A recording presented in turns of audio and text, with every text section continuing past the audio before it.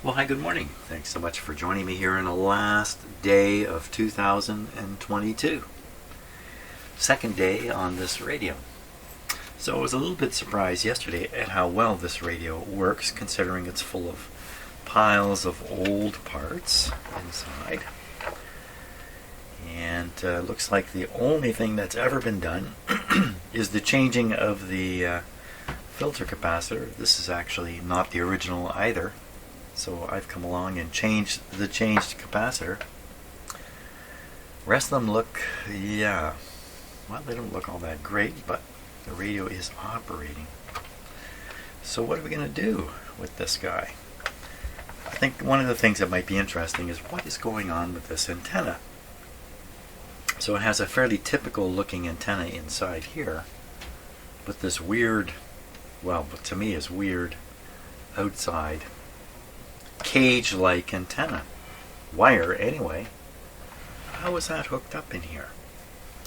So we have a screw here to extend an external wire antenna.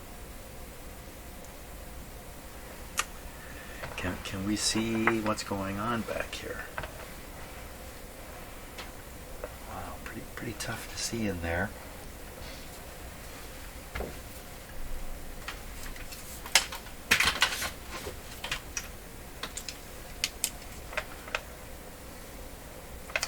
So I'm going to look right at this terminal.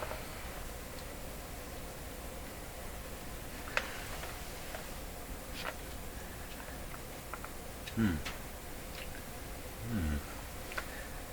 there's a capacitor in there. Doesn't look to be in very good shape either. And lots of dust. Let's have a look with a different camera here.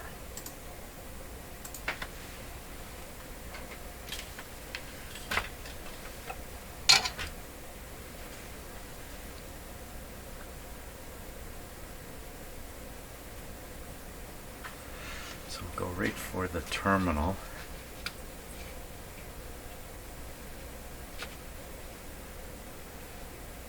Terminal's just about dead center of the screen now.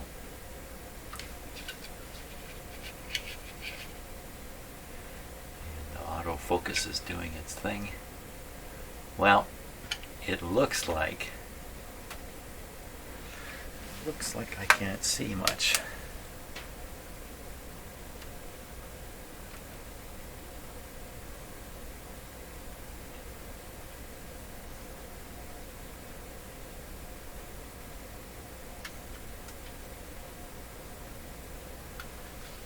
So coming from the radio, it's hard to see what's coming from the radio.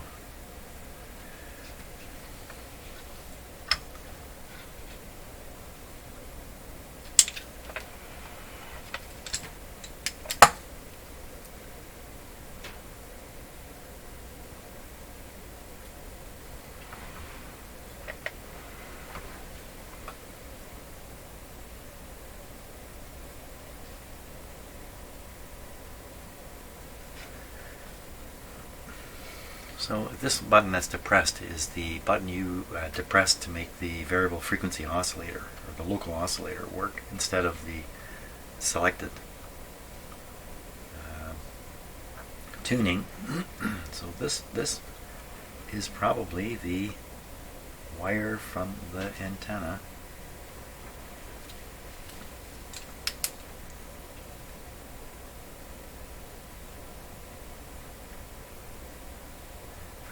Pretty hard to figure anything out in there.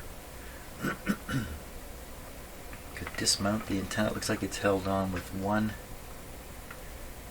wooden dowel.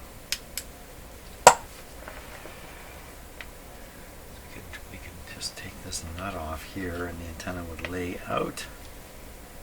What's the use of that? Oh, this is loose.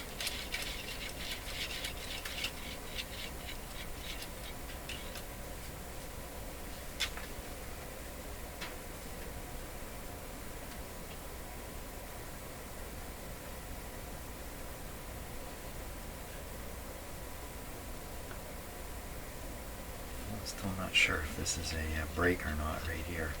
Okay.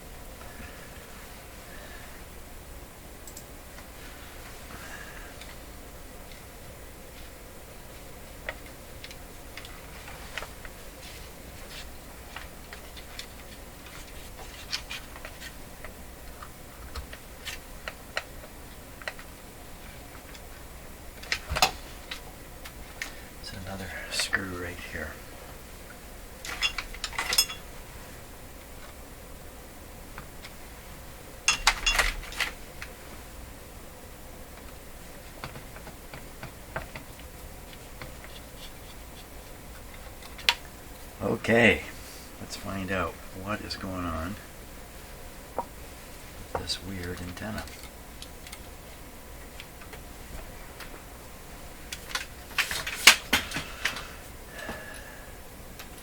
So here's the wire coming from the, which I believe would be the antenna lead into the radio.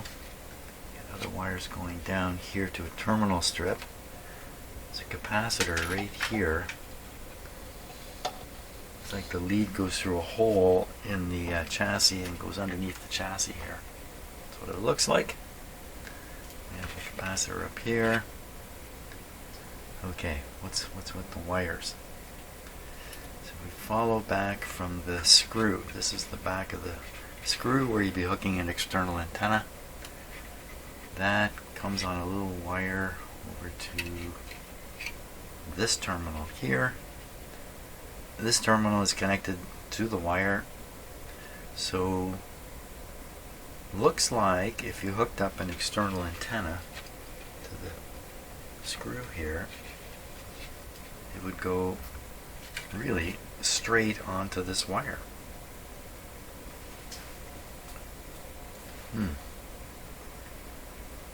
Okay, now what are these? What's the basket wires? So this looks like the end. This looks like a basket wire coming this way. Connects to here. This goes down to the terminal strip where it meets up with this wire, which comes back up, connects to here. Oh, this is hard to see here. You can see a wire coming off of this terminal here, which is connecting to the oval loop. You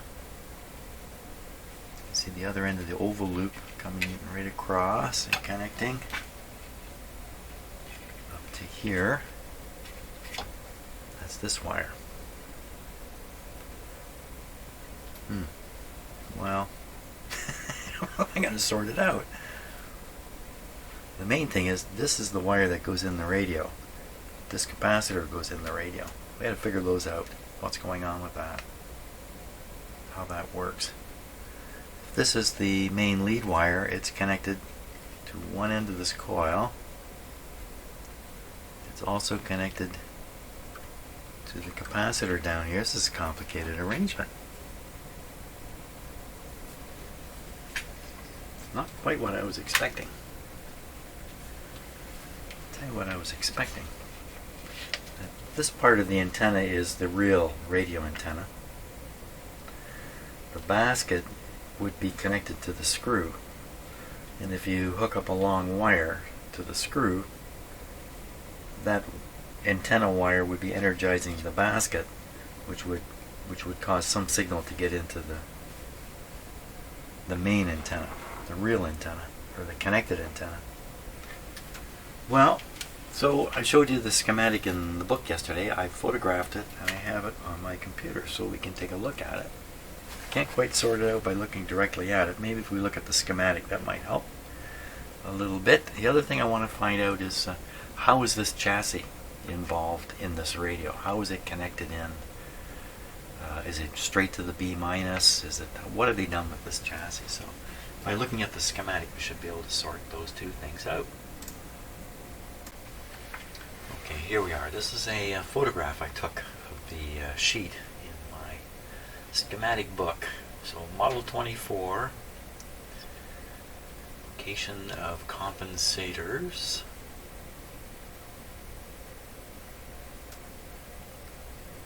Okay, nothing too surprising there. Why don't we start by looking at the power supply. Now, I did look at this schematic yesterday a little bit. It's a very nicely laid out schematic. So let's start with the power supply down here. If you notice, I could draw a circle here where that little hand is going. Right? And that circle would cross only one wire. That's this one right here. So they've really drawn this in such a way that you can really, oh, there's another wire here. Okay, two wires. One of them is going up to the B minus line, which they've drawn heavier here. And and the other one is the positive output of the power supply, which is then running on this B plus line, reaching all the plates and screens in the schematic. Now, in this schematic, connections are shown with dots, and where lines cross, without connecting, there's no dots. So we have to look very carefully at this schematic. How have they handled the chassis? Where is the chassis on here? I'd have to guess the chassis doesn't really appear in here as usual, just a ground connection like this. But I don't know, is this going to the chassis? I mean, in most radios, that's what would be happening. Sure, this is the frame of the capacitor. I'll have to take a look back. In fact, I'll take a look right now at the radio, and I can see that, yeah, it is screwed down tight to the chassis. So these symbols represent a chassis connection. And now we follow the B minus. What the heck is this? What is this?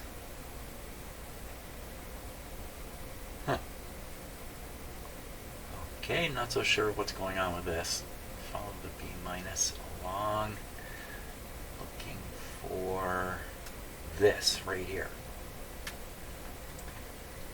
So it's hard to see in this image. There's a capacitor there, and it's connected to the chassis. This. That looks like it. Looks like all there is this capacitor connecting the B minus line back to the chassis. And then we have all these other chassis connections. They're all related to the front end of the radio, to the antenna side of it.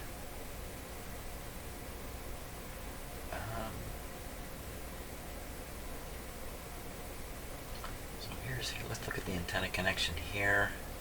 This would be that screw on the back where you'd hook up a long wire antenna, and it runs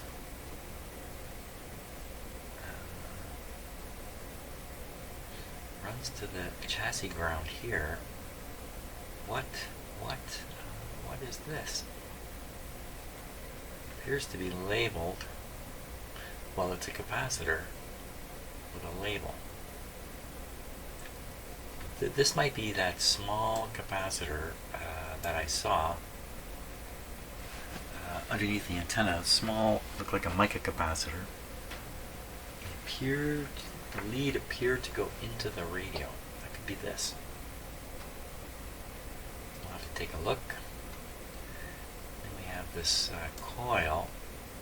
So this would be the basket winding around the outside of the loop antenna. And I guess that's how you energize the loop antenna with a signal coming in on the wire. This is just looping around. They don't show it that way. They just show it like this. The end of the loop antenna also goes to the chassis. And the signal developing in the loop antenna is fed to this grid.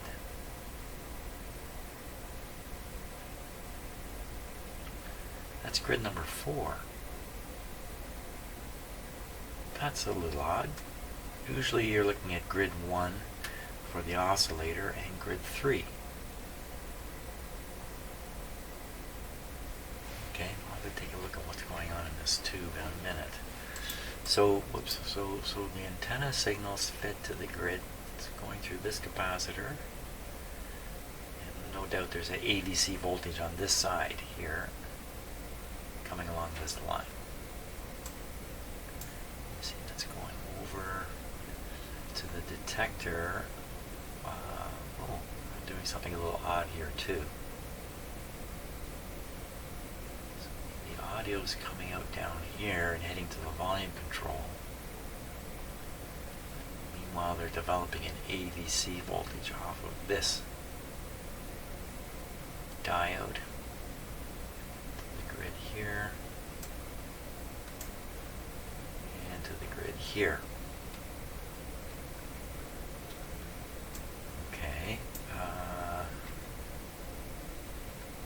this wire must be going down to the capacitor, I would think. It looks like it's coming down into a switch here. So this is the bank of push buttons. And this first one, this picture's a little different than the rest of them. This first one is switching on or off the bank of buttons, or you're switching to the bank of buttons or to the tuning capacitor here. This is shown in the tuning capacitor position. Okay.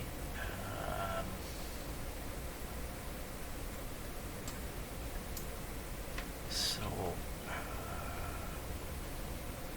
moving along here. How come this is arranged like this? So, this is tied. Oops. This is tied to the B plus line. So this is B plus coming in. This is a screen here. You know what? This is acting as a plate. This screen is acting as a plate.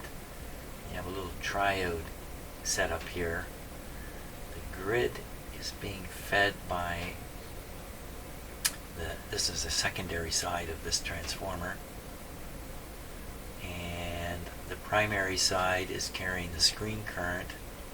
So you can see how an oscillation would get through here, get back up on the grid and go around again. So this is where you get your oscillator happening here. And some of the oscillatory, so this top of the oscillator is on the tuning capacitor, which is varying the local oscillator frequency. It's all pretty typical, sort of. So what's happening here then is the oscillator is going to cause the electron flow through this tube to be affected by the oscillator frequency, the local oscillator frequency. So in that affected flow, it's not all going to go this way. Some of it will be pulled through, so to speak, to the plate up here, but it'll still be modulated by the local oscillator. So you get a modulated electron flow through here. Then you further modulate it with this grid. This is carrying the antenna signal. And what you end up with is a summing and differencing of the frequencies in here, which I won't go into in detail. One of the outputs, if it happens to be 460 kilohertz, it's going to pass through this transformer. Everything else is lost in this part of the signal. So just the one frequency will make it through here. Well, this is showing two transformers. I only saw one in the radio. This one has two adjustments. This is a pretty typical IF transformer here. This is not. This is something a little different. You can't tune this first. Not that I can see here. So this is not quite your typical. It's not quite your typical. So where is that? I never spotted that adjustment. Not so far, anyway. Because I don't even see where this transformer is. Unless it's locked away in that can that was underneath that I tried to open yesterday, but it stopped. So maybe that's what's happening there. Or is this in the can underneath? There's nothing to adjust right here. The trimmer is up here.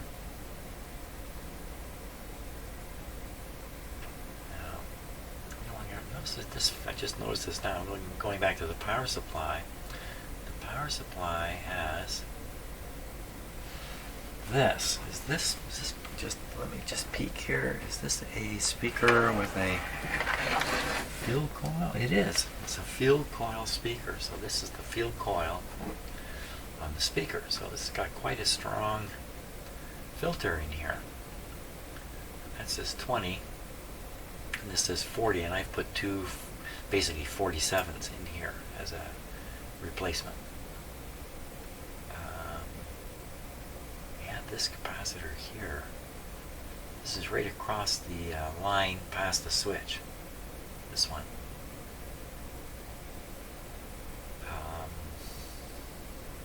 So this guy's getting beat up with 120 volts all the time. And this one we need to find. Connected to the chassis. It's the only connection to the chassis from the radio proper, if I can put it that way. So I'm considering the whole antenna circuitry to be improper. Okay, so if we look a little closer at the detector, we have two plates in the tube, two diodes. One, as I pointed out before doing the audio, there's the capacitor that's trying to stop RF from moving further into the radio. You could put it that way, or getting into the volume control, or you could say it's providing a signal ground to the bottom of this coil. So the audio goes this way. There's a bit of DC here. When the diode's going to produce some DC, what are they doing with it? Be doing nothing with it. They're blocking it here, but not intentionally. They're blocking it here intentionally from getting further where it would affect the grid up here. I want the DC affecting the grid. This looks like probably this is a very large resistor. Looks like it says 47 meg is what it looks like. That's stupidly large, probably 4.7 or roughly 5 megohms here. It's all audio from here. A load resistor here. This is a plate blocking capacitor. We probably need to hunt this one down and verify that the grid here is not going positive, because this guy's leaking some of the positive voltage here. We gotta find this guy.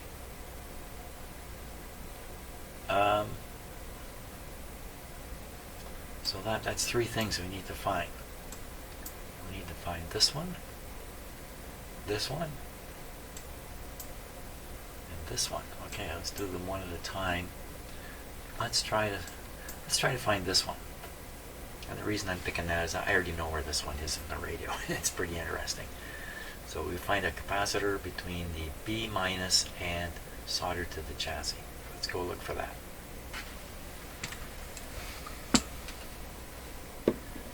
This antenna flopping around back here.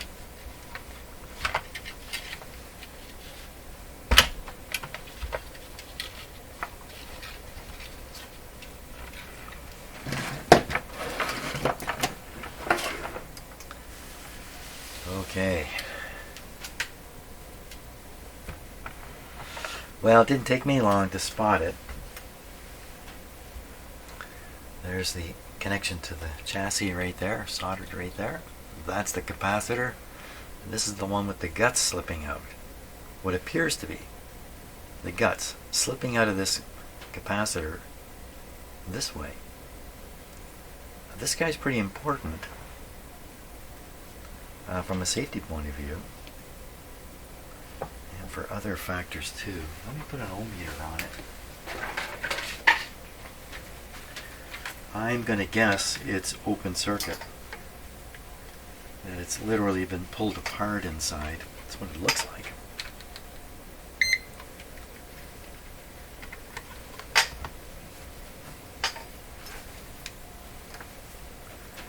Just for fun. Now, so one's on the chassis, the other lead is going where? Oh my gosh. So this radio is just jammed in here.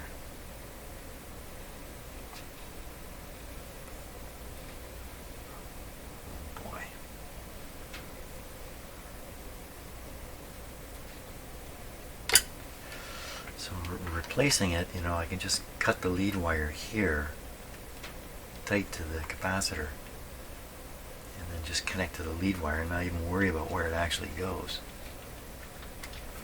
Really,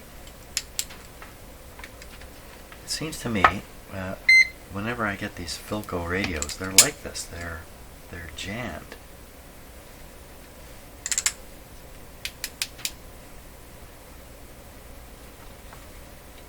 Everything's pretty stiff here. I don't know how I'm gonna be sure.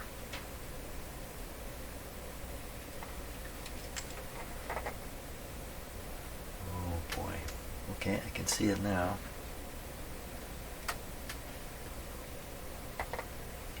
Wow, I don't want to go down there. Yikes. Well, we have to bank that this capacitor is shot. Let me cut it out of there. I'll try to preserve a little bit of lead on it. You can't preserve much because they need it.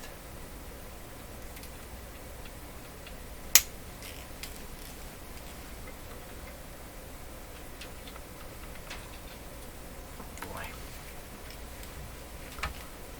It's melted right in here.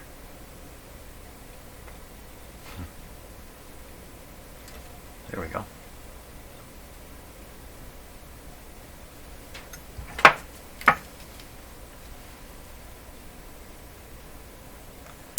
Let's take a close look at this thing. Well, I've never seen a capacitor look like this. I may have misinterpreted things here. This looks like a capacitor inside something here. Let's take a closer look at it. The schematic doesn't show anything special about it. Let's see what we see. Now, my autofocus is on. I'm going to switch it off here. So just bear with me for a moment, because the autofocus is very annoying when I'm doing these kinds of things. That's good. That's good like that. Okay.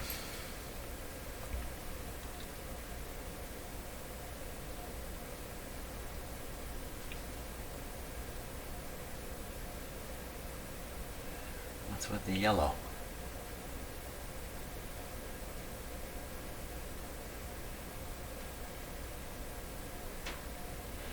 So sometimes these capacitors have a shield in them. Well, why would this one? Well, look at it.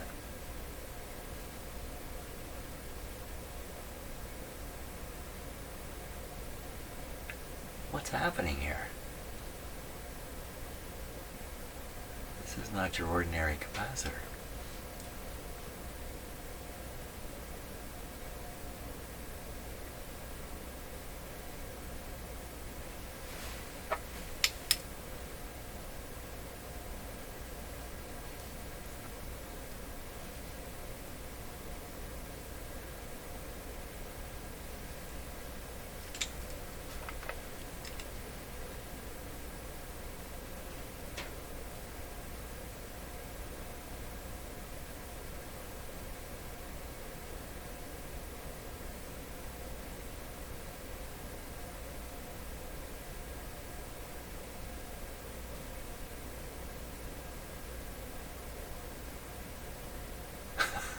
I'm not figuring this out. It's not what I thought. The guts had not slid out.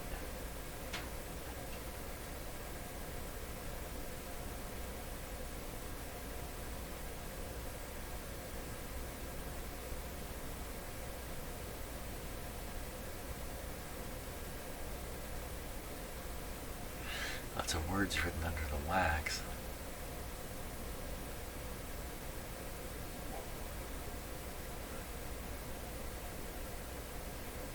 What is going on? It looks like a capacitor inside a sleeve, inside a sleeve. And the sleeve is split. Or is that a band just on the end?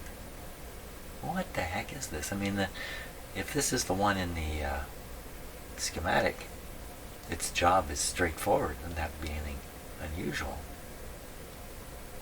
What the heck is that?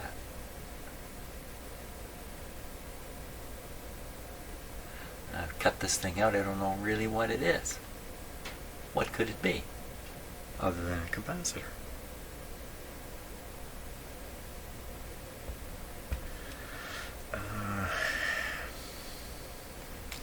Back where it came from. That's the capacitor it was laid up against. It would appear to have gotten warm, for all that wax to be like that, but that's where the connection is.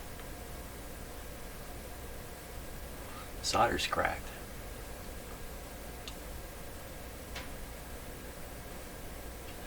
A funny capacitor.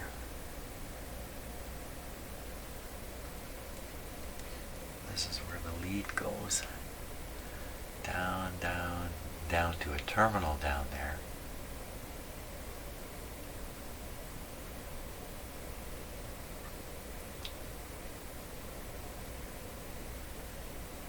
It looks like it's just a piece of wire hanging out.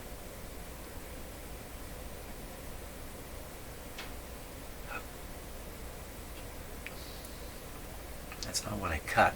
What I cut is way up here. It's right here.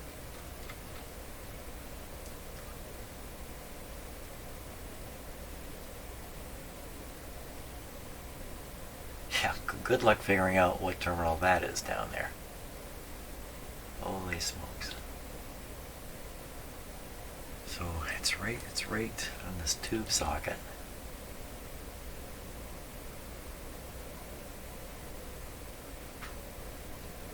Huh. What are my options here? Put in a capacitor the size shown on the schematic. Figure that there's another connection to the chassis somewhere in this radio, and I just found one. There's another, or more. I don't think that's the case, but I'd explain this weird capacitor. Smash the capacitor apart to see more about what's going on in it. That's probably a better choice. Next. I like the smashing thing anyway. Now, how are we going to do this?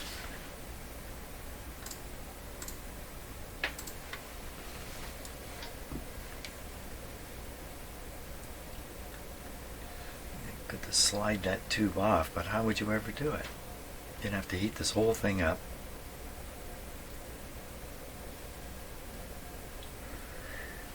So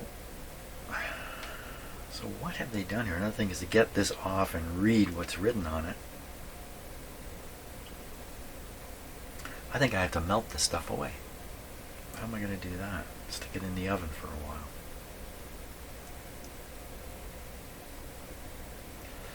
I'm going to try to clean this off and read what's written on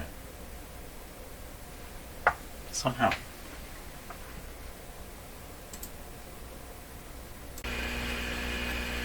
Okay, so I have a hot air gun blowing on the capacitor here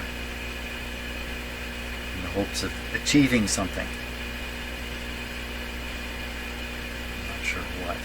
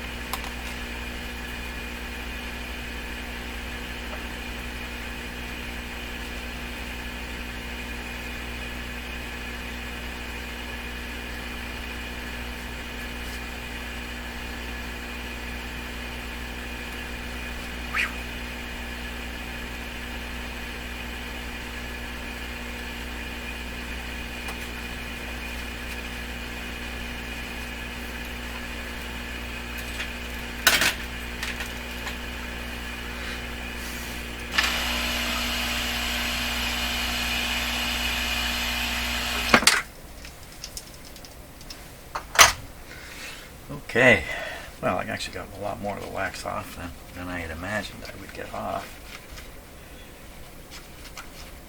That was my hot air gun set to 100 degrees C.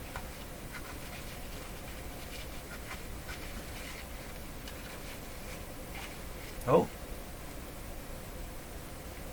Oh my gosh, there's a coil. Oh no. Just what I was afraid of. Oh no. No, no, no, no, no. Oh no. Oh, double, triple no. Is there even a capacitor associated with this? Oh, that's that coil. That's the coil.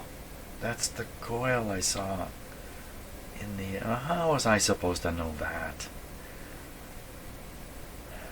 Okay. Well, we still have the coil. Oh boy. Okay. Well, we know what it is now. Time to drink coffee and ponder. Okay, you know how sometimes you look back on things and it's all so clear. Hindsight. So this coil has got to be wrapped around this capacitor. That's got to be what I've got on my bench here. And this would look like a shield of some sort. I'm looking at that capacitor. There's no shielding around that. There's no shielding. Okay, well, it's too bad they didn't draw this. They didn't draw the capacitor right inside here. So probably if I could find this, you know, what number 27 is talking about, and number 8, they have different numbers. Is there anywhere where that information exists? I don't think so. I don't think I have it.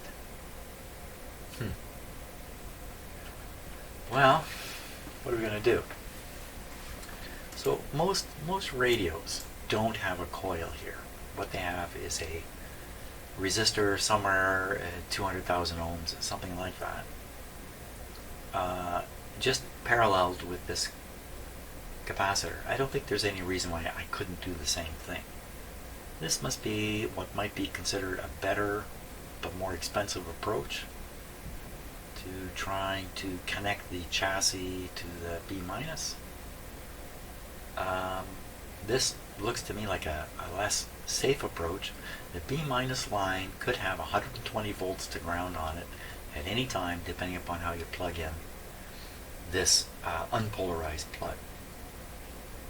It'd be 120 volts on this wire, it'd be 120 volts through this coil, and on the chassis would be 120 volts. Now the resistance of this can't be any 200,000 ohms. It's a piece of wire. It's a light wire, but it's not that light. So the resistance of this is going to be, you know, I'm going to guess we could measure it, 1,000 ohms, something like that, if even that. So what if I do away with the coil, stick in a capacitor with a resistor? But what if I just try to, well, why not just use the coil again, stick a new capacitor in here, put it all back together the way it was? That's got to be the most sensible thing to try to do first. We'd try that. Even if I can't get a capacitor inside this coil, there's no reason for it to be inside. It's just a convenience thing, I think. So it could just put the capacitor just outside the coil. I gotta take another look at that coil. Okay, now the capacitor that is supposedly inside here.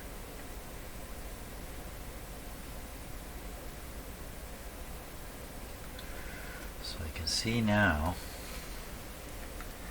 the capacitor lead's coming out right in the center here. Comes out, it's wrapped around the outside, kind of bent in here a little bit.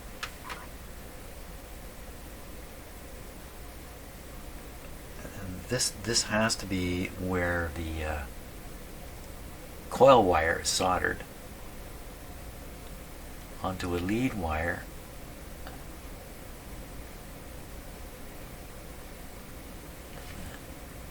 So the lead wire is just going through a hole inside there. Right in here.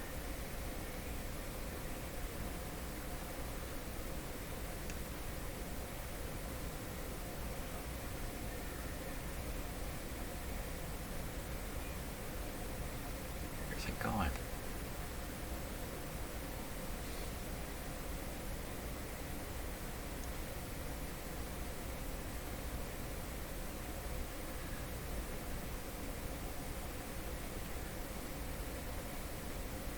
This is the wire I cut right here. That's not, so it's one end of the capacitor is hooked up to the coil here. And then the other end of the coil, Where is the other end of the coil?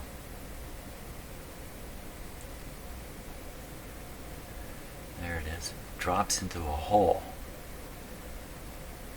And I'm willing to bet it's not coming out this end. I'm willing to bet it's coming out this end. So could it be it's a capacitor in series with this coil? That doesn't show on the schematic at all, like that. So let's do it again. So capacitor lead appears to be here. This. Comes around the outside, it's just bent back. On the outside is evidence of the soldering of the wire for the coil. This other side also has evidence of wiring from the coil. This other piece appears to just be a piece of wire.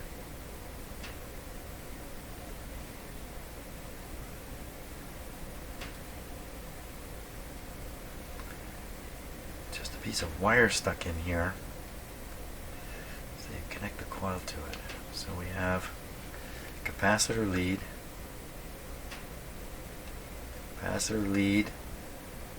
connected to the wire going through the coil, other end of the wire connected here, and the wire going out. So it's in series. So this coil is in series, but there's no. I didn't find anything like that on the schematic.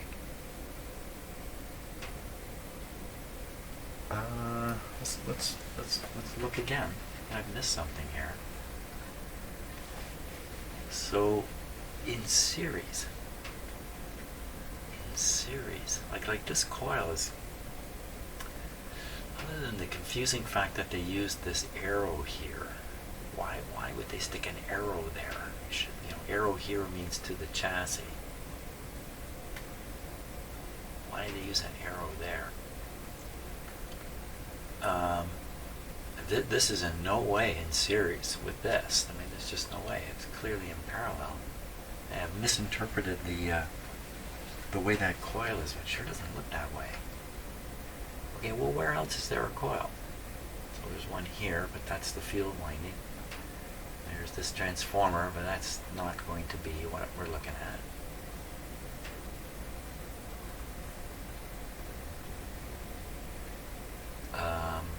Okay, it won't be these, and it won't be this. Okay, anything left? The only thing left is this. One end was tied to the chassis.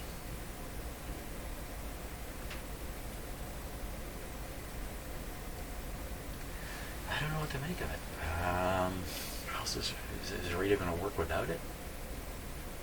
And what size is this capacitor? So that looks like microfarads there.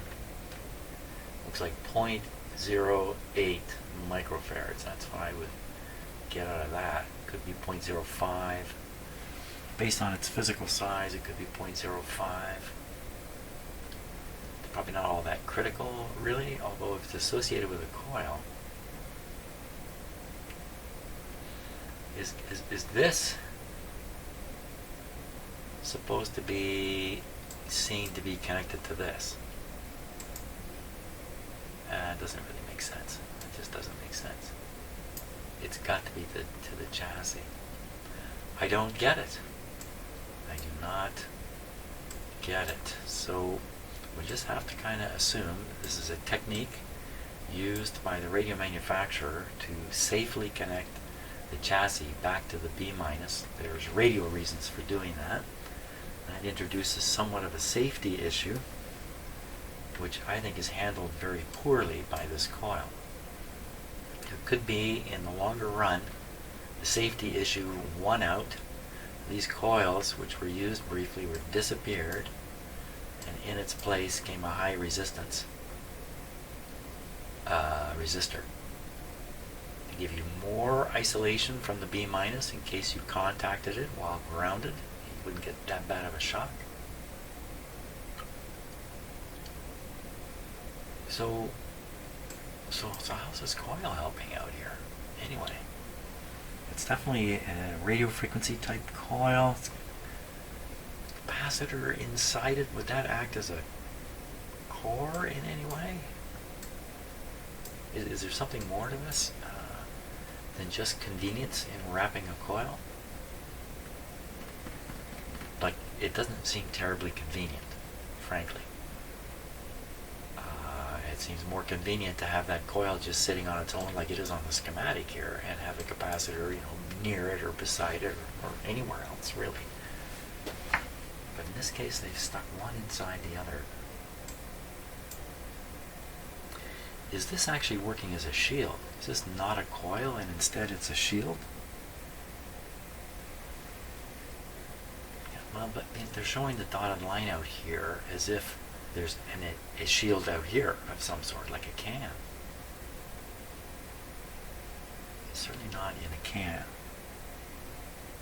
Now, I have seen shielded capacitors with an actual shield on the outside of them. They're a little hard to recognize too. They have 3 leads coming out of them. One of them is just going to the ground shield. And they're usually used typically in this position here. Oops, right here.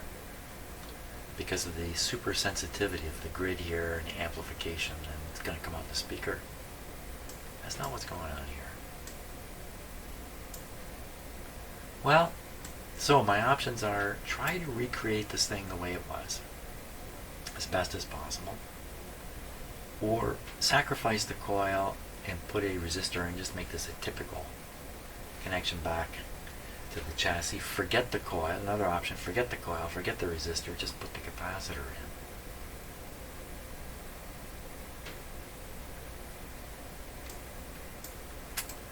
Oh my gosh, and this radio is working relatively well. Well, I think the first thing is to try to restore it to its original design. You try to figure out how to get this capacitor inside here. And yeah, I don't know. Jeepers creepers. Yeah. Okay. Okay.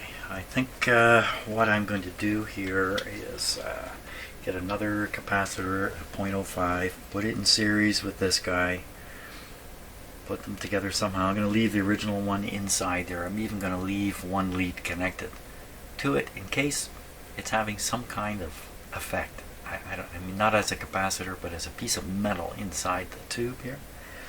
I don't know. So this lead, this is the other capacitor lead. I'll just leave it and just trim it off to get rid of it. Testing the capacitor in here. What if the capacitor is still good inside this thing? Well, what if I'm about to waste time here? You just reconnect it. Just slide the cover back on, connect it back up. Thumbs up.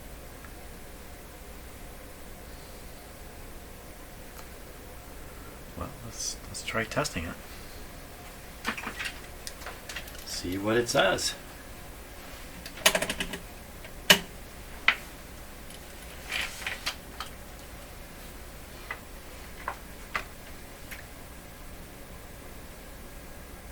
Just want to test just the capacitor.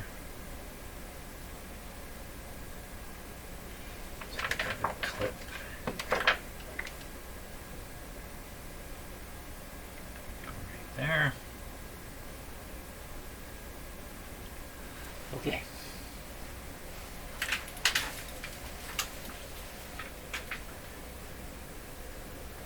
50 volts. What happens? Pops right open like a lightning bolt. 150 volts. Wow. So, oh, let's try that again. Okay, here we go. Now that's more normal. The speed of opening is look on this capacitor is actually not leaking.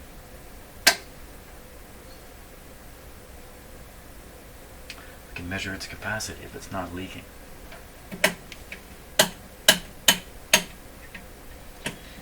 We'll guess it's on this range. Okay, so the eye is opening here a little bit, but it's not opening all the way. That usually indicates a problematic capacitor. So it's opening there. We're on the scale of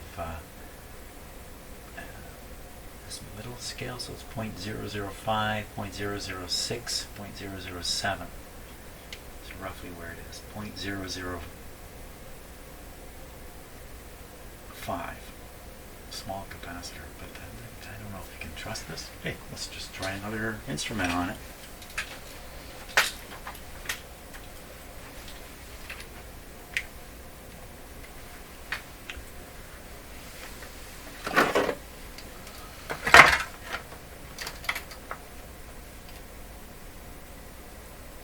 Okay, just on the capacitor.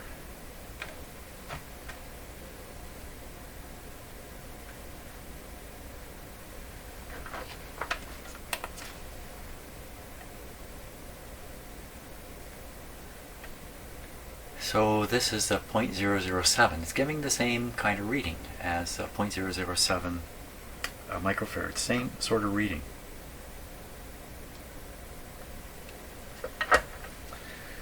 Okay, this is only one issue, so I don't have to resolve this right now.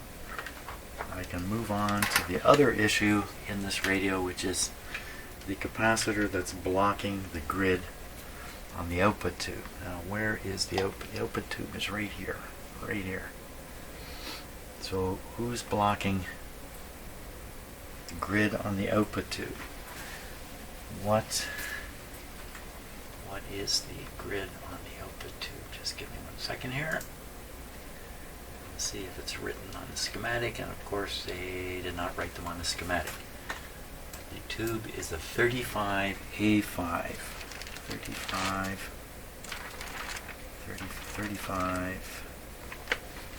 A5.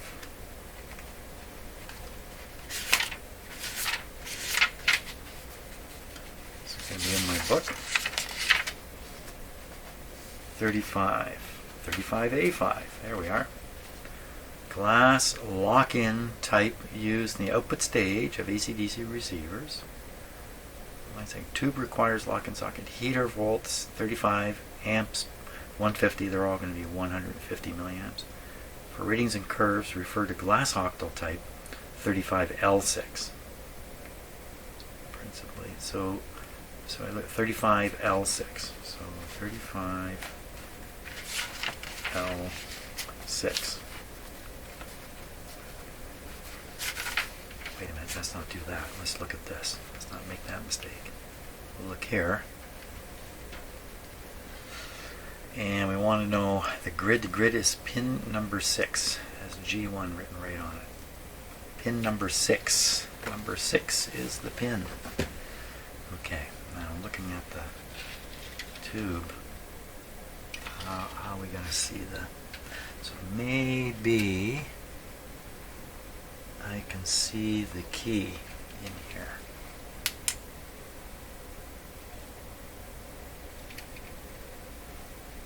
I don't think so. Okay, so pull the tube out.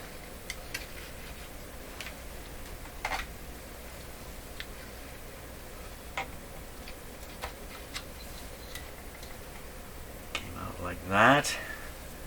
Key is here. To make this number 1. Chances are this is number 1 here. If that's 1, 1, 2, 3, oh boy, 1, 2, 3, Or, oh my gosh, it could be this. It could be this one right here. There's a mica one there. There's this one here. This guy's size. Oh, it's all messed up. This is probably the one right here. What is the size of that supposed to be? Looks like 0.01 microfarads on the schematic I'm just looking at. That could be a 0.01. Oh boy.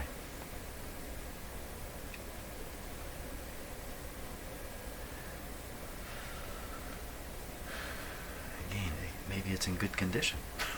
It doesn't look like it. Wrinkled up old thing. Well, we got to replace this, whatever it is. If we get it out, maybe we can figure out what size it is. Okay, I'm going to cut it and leave the leads.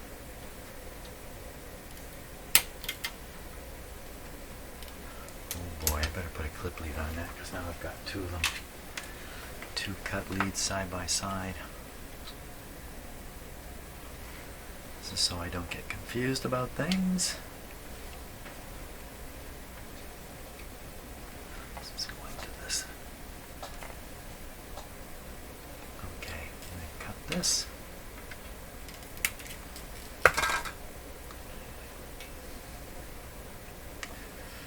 So these Philco capacitors, they often do not have their value. Actually, it does, 0.01. They have usually part numbers on this. This is 0.01 right there. So, what, can you see the gap in it? Look at that. Let's test this one. Yeah, back over here.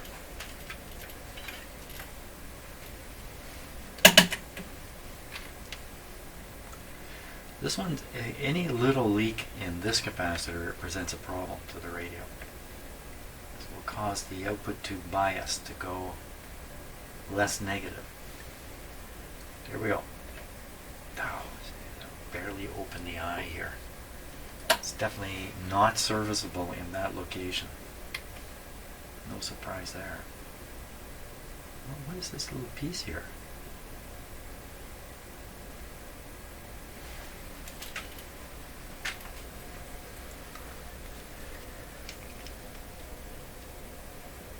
Got a little piece of wire stuck on the side of it. It's really, this tube is really gappy. Well, what's happened is like this has gotten hot for some reason. Maybe this coil got hot, heated this guy up. The wax and whatnot is drained out of it.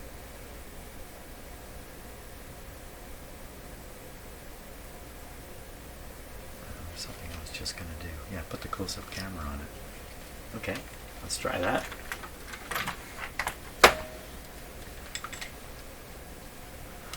See what we can see here.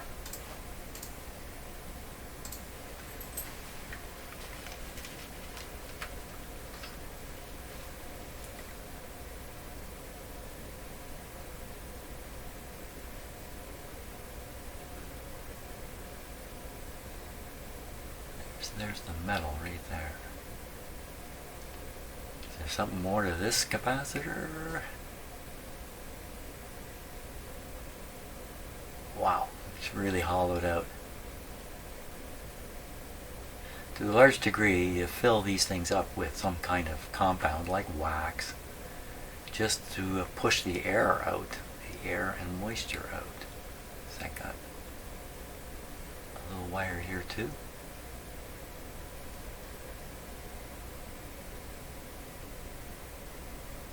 Or did I spin it right around twice? I think I spun it around twice. Yeah, there's no, well.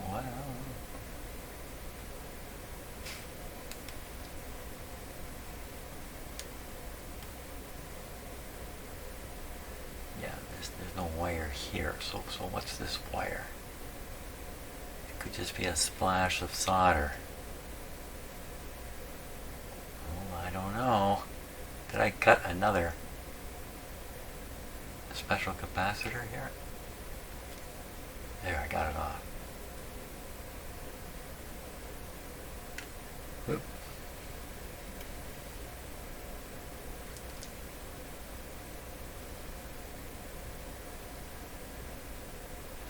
So if there were some kind of wire lead coming out, you would see it wrapped around here, and you could see it. I don't think there is any such lead. So for instance, the sleeve could have a shield, which I don't think it does. I think that's just a solder splash on there. Or the things get so hot, solder actually dripped. And it's not too likely, because there'd be a lot of smoke would come out of this radio. Get that hot. This thing. This has the potential to start a raging fire, really, I would think. Okay, so that's 2 capacitors and the coil. That's the 3 mysteries demystified. Now the mystery is, what am I going to do about all that? That's the real mystery. What I'm going to do is I'm going to stop for today and solve all these things tomorrow somehow. Or maybe there's even more tricks inside there. So, well, thanks a lot for watching.